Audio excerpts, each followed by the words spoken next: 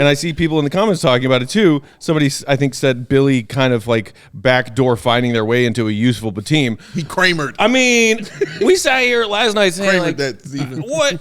You shot 2 of 29? Yeah. Julian Phillips on your bench? He's shown that he can knock down 3 confidently this season. No, don't play him. Bitim, bring him up to a big boy contract. He's around. Yeah. He can shoot threes. That's what he does. Yeah. For what he said. No. Nah. We don't need that. Tonight, that is one silver lining I will take away from the giant shit mood that I was in tonight as a Bulls fan is, hey, Billy, we've been talking about how strapped you are with all these injuries.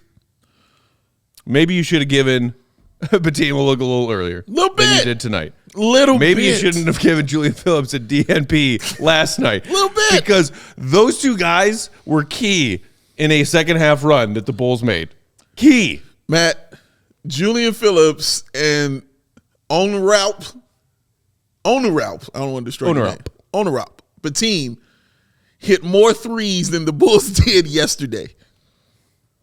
Those two guys, the two dudes who got DNPs, coach's decision, hit more 3-pointers today than the entire Bulls team hit yesterday, Steven. Yeah. That is neglect. Yeah. That is foolish. Malpractice. Whatever you want to throw, whatever the adjective and verb you want to put in there, it was all of those things, man. But that is bad. Let's just give it a simple one. That is bad, man. I'm glad he didn't rest on that and just say and be stubborn and just continue to do the same thing. But he went out and he played both of those guys, and both of those guys paid dividends tonight. Yeah. It's a case of better late than never.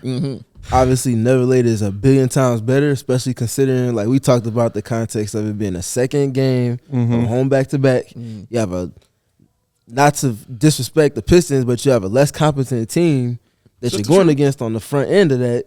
That should naturally enable at least more comfortability in allowing those two players to play. Yes, sir. Give them a little longer of a leash than you would against a team like the Cavaliers on the next night. Be able to save the legs of your veteran/main piece players like DeMar DeRozan, Kobe White, maybe even a little bit of Ayo Dosunmu. A little bit. Like,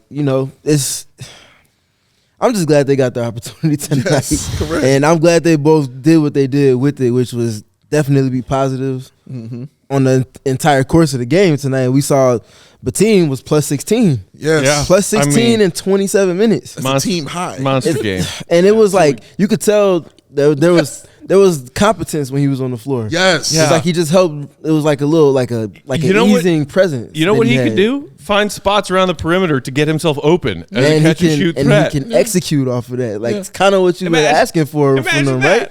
But Tim has been the bigger talk after the victory. What was the talk about him in the locker room? Everybody had good things to say, from Drummond and DeRozan, who we spoke to, but even after the game, you see guys going up to him and just giving him a hug, dapping him up and saying congrats after, everybody was kind of getting ready to leave the locker room there.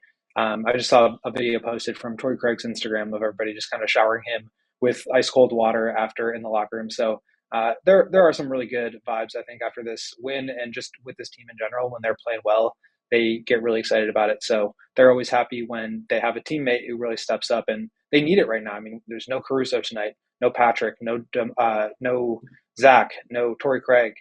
It's slim out there in this lineup. And so they need guys to step up. And Billy kind of said, Bitim has played minutes professionally in Turkey before. He's played in some big games. It's not like he's never, experienced NBA basketball or competitive high-level basketball before, even though he has not experienced NBA. So he's been playing well with Windy City, but obviously finally got the chance to be promoted onto a full standard contract. And I don't think Billy necessarily knew he was going to be riding him the way that he did minutes-wise. He ended up playing 26, but just with the way he played, he was plus 14 in a game that they won by like 6 or 7, I think.